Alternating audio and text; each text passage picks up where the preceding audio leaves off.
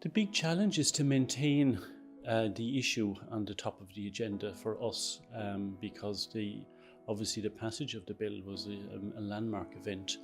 So it goes down. There's a danger it might go down the political priority listing, and it's important that it doesn't, because the tobacco legislation that was brought in 10 years ago has had a lasting impact, and I would like to see the Alcohol Act having the same impact.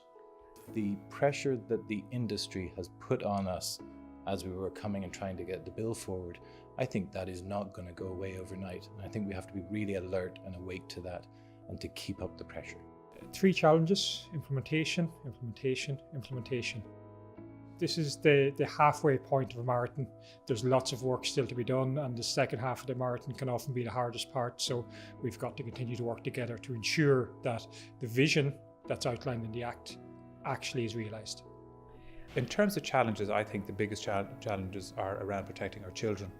Our children in Ireland, I think, are done a great disservice by their early exposure to alcohol, by the fact that half of them have been drunk or very drunk by the time they're 16 or 17, and by the fact that many of them have alcohol use disorders in their late teens and early 20s.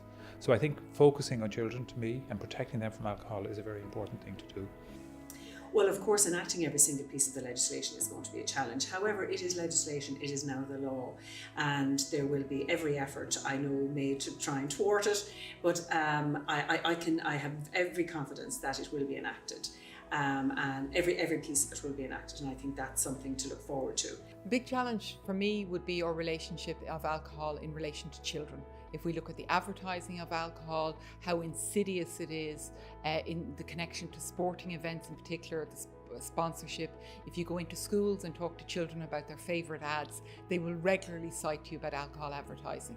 So it's that insidious nature of alcohol in children's lives, and then the hidden harm of alcohol. So we see domestic violence in the home, we see child abuse, and we need to make sure that we do have those links to alcohol and that harm that it is directly impacting on children's lives.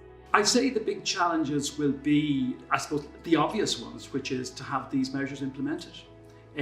So all of these technical issues around minimum pricing and the labelling, all of the stuff that's in the bill still has to actually happen. So I know from my own experience in politics and in government, you can put material down in legislation, but then it actually has to be made happen. But I think it's a huge step forward. And the fact that it's now law will trigger, I think, even more advances and even more progressive action in this public health area, particularly dealing with alcohol.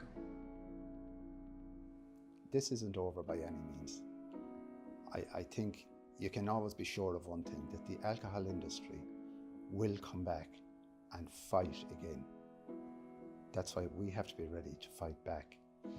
The challenges as well would be in the implementation of the bill and the policing of the bill, because you have to police this properly for it to work, you know, and it will be up to successive governments to carry this through. This is a foundation, let them build on it.